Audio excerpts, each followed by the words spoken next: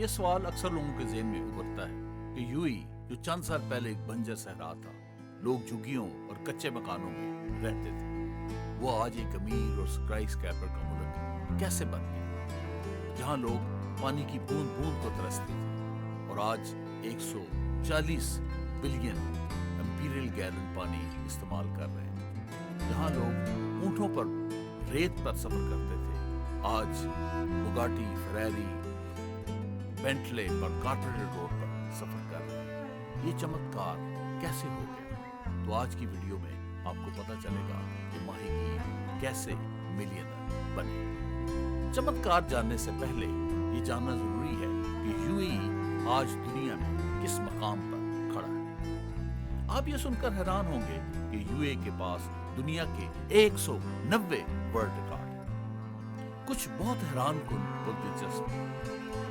दुनिया का सबसे बड़ा फाइनेंशियल हब जिसका जीडीपी 509 बिलियन यूएस डॉलर है, जिसकी एक्सपोर्ट्स 306 बिलियन यूएस डॉलर की है, जिसकी इंपोर्ट्स 229 बिलियन यूएस डॉलर की है और जिसकी टूरिज्म 49.19 बिलियन यूएस डॉलर की है, वो जिसका हर शहरी पैदा होते मिलियनर है, वो माजी के माहीगीरों की बस्ती और आज का यूएई है।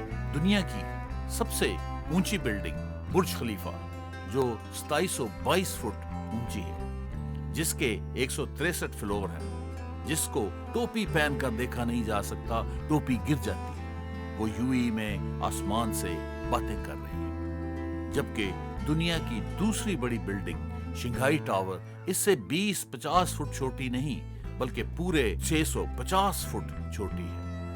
दुनिया में अमेरिका, रूस, चीन, इंडिया के बाद 5वां मुल्क जो 2020 और 21 में मरीख पर पहुंचा वो यूएई है।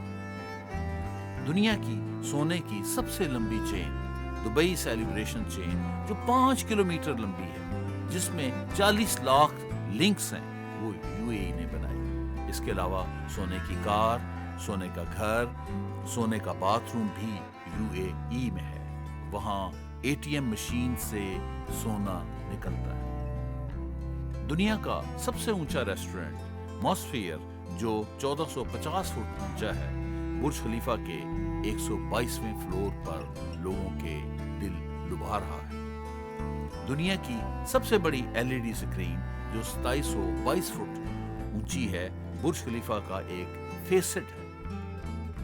दरअसल बुर्ज खलीफा के पैनल्स पर 12 लाख एलईडी लगाकर 33,000 स्क्वायर मीटर की स्क्रीन बना रखी है, जिस पर लाइटों का शो देखने के लिए दुनिया भर से लोग आते हैं।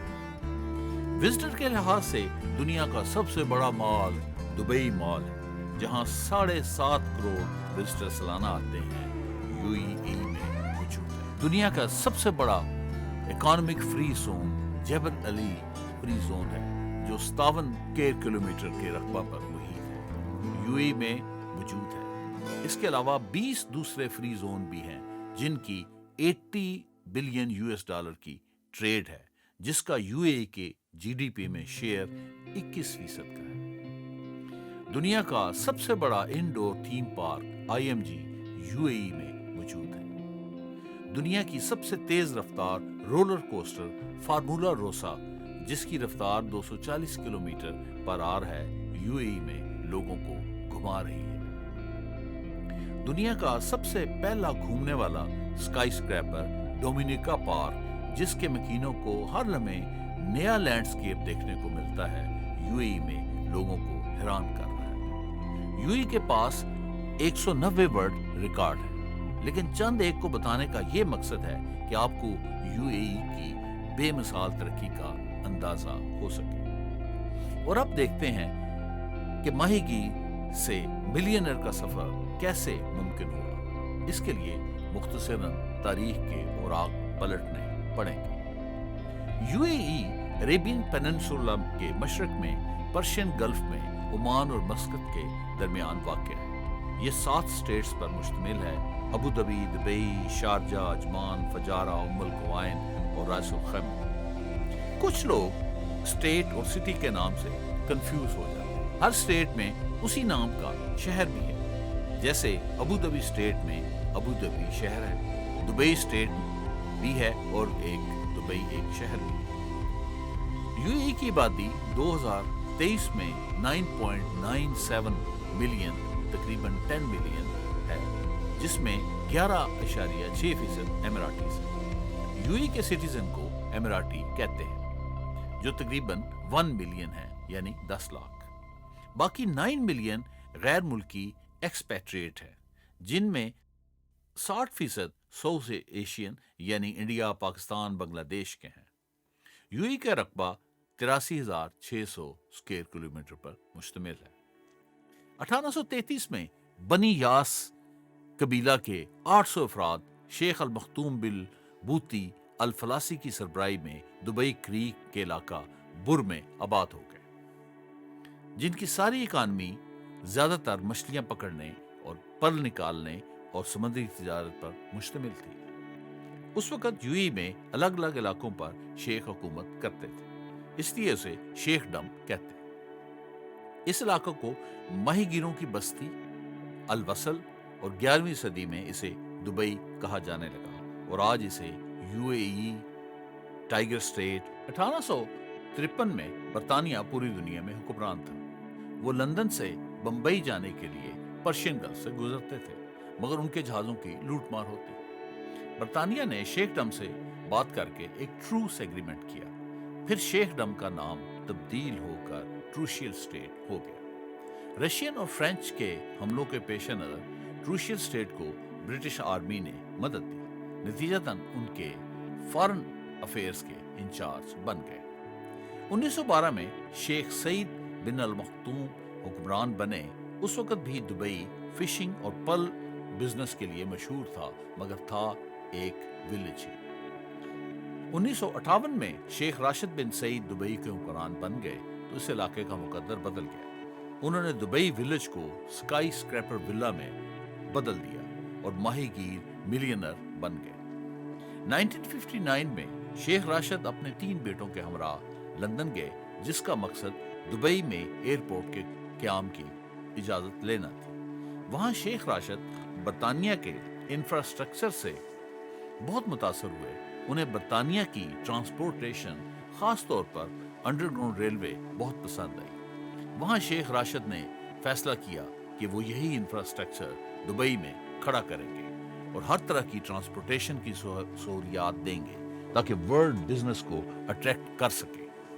یہ برطانیہ کا دورہ یو اے ای کی ترقی میں کلیدی حیثیت رکھتا ہے اور یہی ماہی گیروں کا ملینر بننے کی طرف پہلا قدم تھا۔ شیخ راشد نے برطانیہ دورے کے اگلے ہی سال 1960 میں دبئی ایئرپورٹ بنا دیا اور ساتھ ہی الیکٹرک لائنز اور ٹیلی فون لائنز بچھانی شروع کر دی۔ ساتھ ساتھ دبئی کریک کو گہرا، چوڑا اور لمبا کرنے کا منصوبہ جو 1955 میں بنایا تھا، اس پر 1961 میں کام شروع کر دیا۔ دبئی کریک میں چھوٹی کشتیاں تو آ سکتی تھیں، مگر بڑے بڑے شپس نہیں آ سکتے تھے۔ اس منصوبہ پر بے تحاشا پیسہ لگا، جو دبئی کے پورے سال کے بجٹ سے زیادہ تھا۔ اس منصوبہ پر اندرون ملک اور بیرون ملک ان پر شدید تنقید ہوئی، مگر شیخ راشد ڈٹے رہے۔ انہوں نے اس کے لیے قرضہ بھی لیا اور بالآخر 14 کلومیٹر لمبی اور 500 میٹر چوڑی دبئی کریک بن گئی اور بڑے بڑے شپس کی آمد و رفت شروع ہو گئی اور کمرشل ایکٹیویٹیز سٹارٹ ہو گئی۔ شیخ راشد کامیاب ہو گئے، نقاد منہ چھپانے لگے اور ماہی گیر ملینر بننے کی طرف گامزن ہو گئے۔ شیخ راشد جب دبئی کی ڈیولپمنٹ کر رہے تھے تو 1966 میں تیل کی دریافت ہو گئی، جو ایک غیبی مدد تھی۔ سچ ہے کہ فارچون فیورز دی بریو۔ تیل کی آمدن نے ڈیولپمنٹ کے عمل کو 4 چاند لگا دیے۔ تیل کی دریافت پر شیخ راشد نے کہا، I have a good news and a bad news۔ اچھی خبر یہ ہے کہ ہمارے ہاں تیل نکل آیا ہے، اور بری خبر یہ ہے کہ تیل تھوڑا ہے۔ شیخ راشد نے اندازہ لگایا کہ آئل زیادہ دیر نہیں چلے گا، اس لیے آئل کی فروخت سے حاصل ہونے والی رقم سے انفراسٹرکچر بنانا شروع کر دیا۔ دنیا کے مشہور آرکیٹیکچرز اور انجینئرز کو دبئی بلوا لیا اور مثالی انفراسٹرکچرز کھڑے کرنا شروع کر دیے۔ اسی دوران 1968 میں برطانیہ دبئی سے نکل گیا کیونکہ اس علاقے کی سیکیورٹی پر بہت زیادہ خرچہ کرنا پڑ رہا تھا، اور پھر 2 دسمبر 1971 میں 6 ریاستوں نے اتحاد کر کے UAE بنا دیا، اور 1972 میں راس الخیمہ نے 7ویں ریاست کے طور پر جوائن کر لیا، اور فیصلہ ہوا کہ ابو ظبی ریاست کا رولر پریزیڈنٹ ہوگا اور دبئی ریاست کا رولر وائس پریزیڈنٹ اور پرائم منسٹر ہوگا۔ اس طرح شیخ راشد جو دبئی کے حکمران تھے وہ 1971 میں UAE کے وائس پریزیڈنٹ اور پرائم منسٹر بھی بن گئے۔ شیخ راشد نے 1972 کو پورٹ راشد بنوایا اور بزنس ایکٹیویٹیز بڑھ گئی۔ اس کامیابی کو دیکھ کر 1979 میں بہت بڑی پورٹ جبل علی بنوائی اور شپس کی ریپیئرنگ اور مینٹیننس کے لیے دبئی ڈرائی ڈاک بنوا دیا، اور 1978 میں دبئی ورلڈ ٹریڈ سینٹر بنوا دیا۔ شپس آنے لگے، اس پر شیخ راشد نے ٹیکس بڑھانے کی بجائے جبل علی فری زون جافزہ بنایا جو 57 اسکوائر کلومیٹر پر مشتمل دنیا کا سب سے بڑا اکانومک فری زون ہے۔ کسٹم ڈیوٹی سے فری، امپورٹ ڈیوٹی سے فری، ایکسپورٹ ڈیوٹی سے فری، فارن اونرشپ کی کوئی ریسٹرکشن نہ تھی۔ آج فری زون سے $80 بلین کی آمدن ہوتی ہے جو UAE کی GDP کا 21% ہے۔ ماہی گیر ملینئر بننے کی طرف دوڑنے لگے۔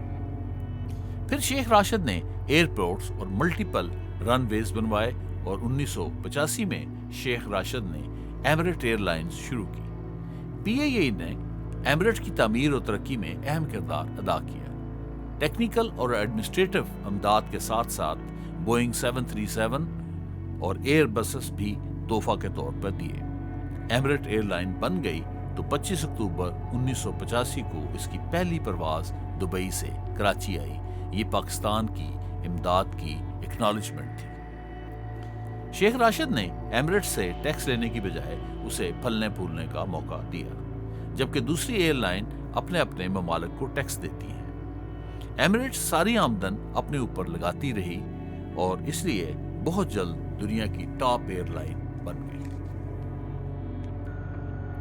شپس آنا شروع ہو گئے، ایروپلینز آنا شروع ہو گئے، تو شیخ راشد نے ایک اور منصوبہ سوچا کہ دبئی کو ٹورسٹ اسپاٹ بنایا جائے اور کام شروع کر دیا۔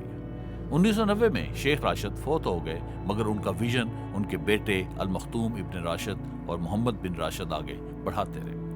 1990 میں بڑے ہوٹل اور بلڈنگز اور ریکریشنل اسپاٹ بنا کر ٹورزم ہنٹ شروع کر دی۔ اس کام میں ایک مسئلہ تھا کہ ریت پر اتنی بڑی بلڈنگ کیسے بنائی جائے۔ 130 فٹ کی ریت کی تہہ کے نیچے بیڈ راک ہے، اس لیے 250 ہول ڈرل کر کے ان میں کنکریٹ ڈال کر فاؤنڈیشن بنائی جاتی تھی۔ کنکریٹ بنانے میں سیمنٹ، ریت، بجری اور سریا کے ساتھ وافر پانی درکار تھا۔ پانی کی قلت ایک بہت بڑا مسئلہ تھا۔ شیخ محمد راشد نے اس کا حل نکال لیا۔ دبئی کے اطراف میں وی شیپڈ پہاڑ ہے جو اس بات کی علامت ہے کہ پانی موجود ہوگا۔ ڈرلنگ کی گئی تو پانی نکل آیا۔ ڈی سیلینیشن پلانٹ پہلے سے کام کر رہا تھا اور اب گراؤنڈ واٹر بھی مل گیا تو بلند و بالا ہوٹل اور سکائی اسکریپر ریت پر بننے شروع ہو گئے، مگر ٹورسٹ نہ آئے۔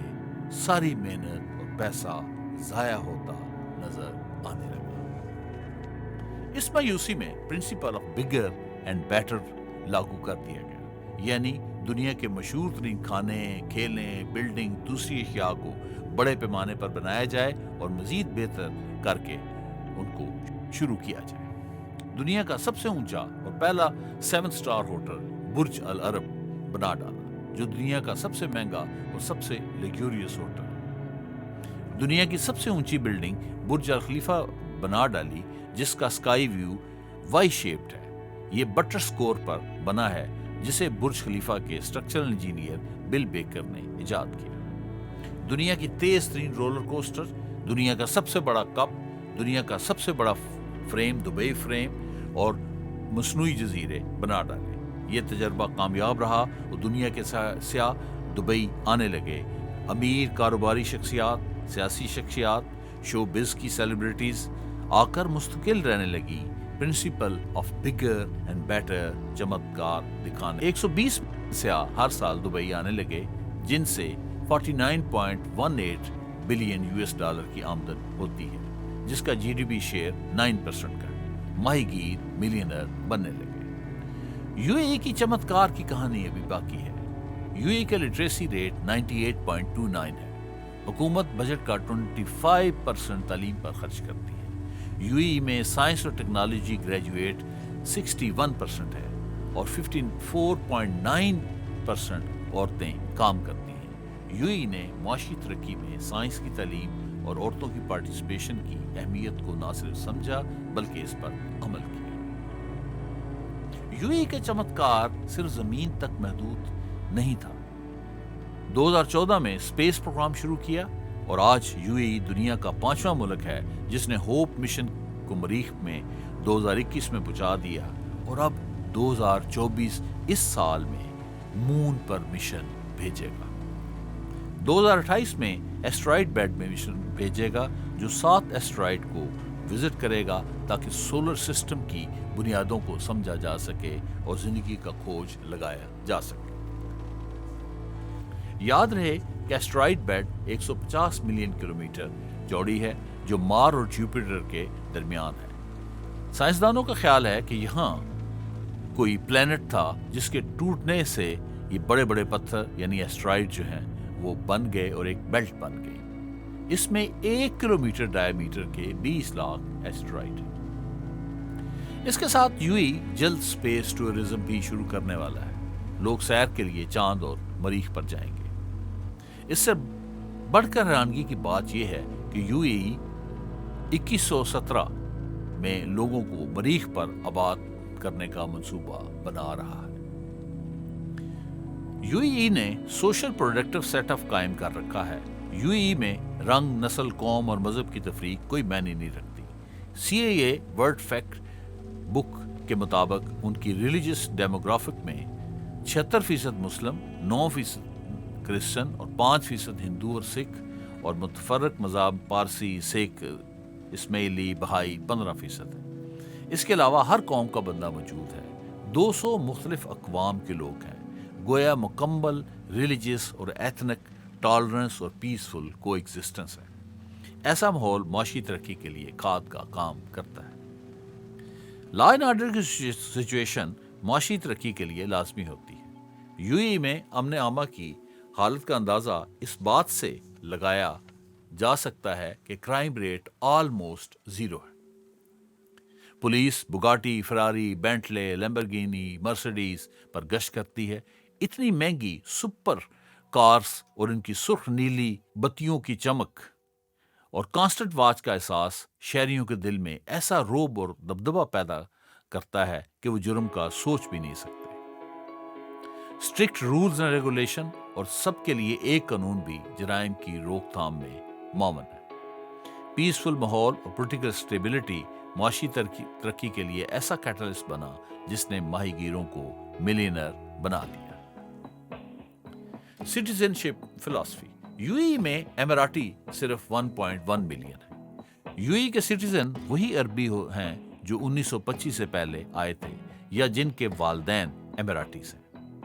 سٹیزن شپ کے بہت سارے فائدے ہیں، یعنی فری ایجوکیشن، فری ہیلتھ اور پلاٹس. اور جو اماراتی ہے وہ پیدائشی طور پہ، لیکن کوئی مرد جو ہے وہ کسی اماراتی سے شادی کر کے سٹیزن شپ نہیں لے سکتا. البتہ عورت اگر کسی اماراتی سے شادی کرتی ہے تو 10 سال کے بعد یا اس کے 7 سال کے بعد اگر بچہ ہو جائے تو اس کو سٹیزن شپ مل جاتی ہے. اس کے علاوہ UAE کسی کو سٹیزن شپ نہیں دیتا. لیکن ڈاکٹرز اور سائنٹسٹ جن کا متعلقہ فیلڈ میں 10 سال کا تجربہ ہو تو اس کو سٹیزن شپ مل جاتی ہے. اور اسی طرح جو کریٹو لوگ ہیں، جو آرٹسٹ ہیں، جو انٹلیکچوئلز ہیں، ان کو بھی سٹیزن شپ مل سکتی ہے اگر ان کے پاس کوئی بین الاقوامی ایوارڈ موجود ہو. گویا سٹیزن شپ کے معاملے میں بھی ایک فلسفی ہے کہ دنیا کی جو کریم ہے اور جو قیمتی پرلز ہیں ان کو اکٹھا کیا جائے. ویسے بھی दुबई जो है पर्ल कलेक्शन उसका माजी का काम है। याद रहे कि यूएई दुनिया का वाहिद मुल्क है जो बाय चॉइस माइनॉरिटी बना है। यूएई में 10% एमिराटीज हैं जबकि 90% गैर मुल्की। वीकनेसेस, आदमी हाँ कितना ही अच्छा हो उसमें कोई ना कोई वीकनेस होती है। यही हाल मुल्कों का है। यूएई की दो बड़ी वीकनेसेस हैं जिनकी वजह से यूएई हमेशा ह्यूमन राइट्स की इदारों की नजरों में रहता है। पहली, कफाला सिस्टम। दुबई के सारे प्रोजेक्ट्स के लिए वर्कर्स बाहर से मंगवाए जाते हैं। हर कंपनी को हक है कि वो अपनी पसंद और जरूरत के मुताबिक बाहर से वर्कर्स को मंगवा लें। तो ऐसे वर्कर्स जब दुबई पहुंचते हैं तो उनके बनाने वाली कंपनी रहने की जगह, खाना और तनख्वाह देती है। आने वाले वर्कर्स का एम्प्लॉयमेंट वीजा और स्टेइंग वीजा आपस में लिंक्ड होते हैं, इसलिए वर्कर्स पर कंपनी का मुकम्मल कंट्रोल होता है। कानूनी तौर पर वर्कर ना तो अपनी मर्जी से कंपनी छोड़ सकता है, ना ही वापस जा सकता है। कुछ कंपनी वाले तो वर्कर्स का पासपोर्ट भी रख लेते हैं। उनकी रिहाइश की जगह ओवर क्राउडेड होती है और खाना भी मेयारी नहीं होता, इसलिए मगरब कफाला सिस्टम को मॉडर्न स्लेवरी कहते हैं। 2014 में ह्यूमन राइट्स वॉच की एक रिपोर्ट आई जिसमें यूएई में फीमेल वर्कर्स की हालत-ए-ज़ार को बयान किया गया। रिपोर्ट के मुताबिक फीमेल को फिजिकल अब्यूज किया जाता है, तनख्वाह नहीं मिलती, दिन में 20-20 घंटे काम करने पर मजबूर किया जाता है, छुट्टी भी नहीं दी जाती। इस रिपोर्ट पर 2017 में नए वर्कर्स प्रोटेक्शन लॉ लाए गए जिसके बाद काफी बेहतरी आ गई। लेकिन 2022 में theguardian.com की रिपोर्ट आई जिसमें बताया गया कि दुबई एक्सपो में आए वर्कर्स से पासपोर्ट ले लिए गए और लेबर लॉस पर मुकम्मल अमल दरामद नहीं किया गया। जेंडर डिस्पैरिटी, यूएई में मर्द शहरियों के लिए कवानीन बेहतर हैं जबकि ख्वातीन के लिए बहुत सख्त हैं, जिसकी वजह से ख्वातीन के अंदर एक डिस्पैरिटी का एहसास पाया जाता है जिसका इजहार मुख्तलिफ वाक़यात से होता है। 2018 में दुबई के हुक्मरान मोहम्मद बिन राशिद की 35 साला बेटी प्रिंसेस लतीफ़ा घर से भागकर इंडिया चली गई। लतीफ़ा ने बताया कि उसके वालिद ने उसे 3 साल से कैद कर रखा है और उसके 30 बहन भाई हैं और वालिद ने 6 शादियां कर रखी हैं। उसने पॉलिटिकल असाइलम की दरख्वास्त की मगर इंडियन हुकूमत ने उसे प्राइवेट त्यारे पर वापस भेज दिया। फिर 2021 में प्रिंसेस लतीफ़ा ने 39 मिनट की वीडियो रिलीज की जिसमें उसने भागने की वजूहात बयान की कि उसकी जान को खतरा था। 2019 में प्रिंसेस हाया बिनते हुसैन जो शेख मोहम्मद राशिद की सबसे छोटी बीवी हैं अपने 2 बच्चों के साथ जर्मनी भाग गई और इल्जाम लगाया कि उसकी जान को खतरा है। जर्मनी ने असाइलम दे दी। इससे पहले 2000 में प्रिंसेस लतीफ़ा की बड़ी बहन प्रिंसेस शम्सा बरतानिया छुट्टियां मनाने गई और वहां से फरार हो गई। शेख मोहम्मद राशिद ने पुलिस को इतला देने के बजाय अपने सिक्योरिटी गार्ड्स को पीछे लगा दिया जिन्होंने 1 महीने के बाद उसे किडनैप करके प्राइवेट जहाज पर दुबई वापस ले आए। 2020 में बरतानिया की अदालत ने कंफर्म किया कि शम्सा की किडनैपिंग उनके वालिद ने करवाई थी। यूएई में मर्द कई शादियां कर सकता है और डिवोर्स भी दे सकता है जबकि औरत को शोहर से डिवोर्स के लिए कोर्ट ऑर्डर लेने पड़ते हैं, मगर ये वीकनेसेस उसकी क्वालिटीज के सामने बहुत मामूली है। यूएई जिसका जीडीपी 1980 में 40 बिलियन यूएस डॉलर था, 2023 में 509 बिलियन यूएस डॉलर हो गया। तेल निकालता है मगर तेल का जीडीपी में शेयर सिर्फ 1% है जबकि इंडस्ट्री का शेयर 49% है और इसी तरह सर्विसेज का शेयर 49% है। यूएई की टूरिज्म 50 बिलियन यूएस डॉलर की है जहां 120 सयाह हर साल आते हैं। यूएई की एक चमत्कार के मैग्नेट से दुनिया के अमीर लोगों को अपनी तरफ खींच लिया। हर वो चीज प्रोवाइड की जिसकी एक इंसान ख्वाहिश कर सकता है, इसलिए दुनिया ने अपना रुख उनकी तरफ कर दिया। हर तरफ दुबई चलो के नारे लगने लगे और उनकी कमाई होने लगी और रेगिस्तान में रेत की जगह डॉलर के ढेर लगने लगे और माहीगीर मिलियनर बन गए। Thank you for paying attention.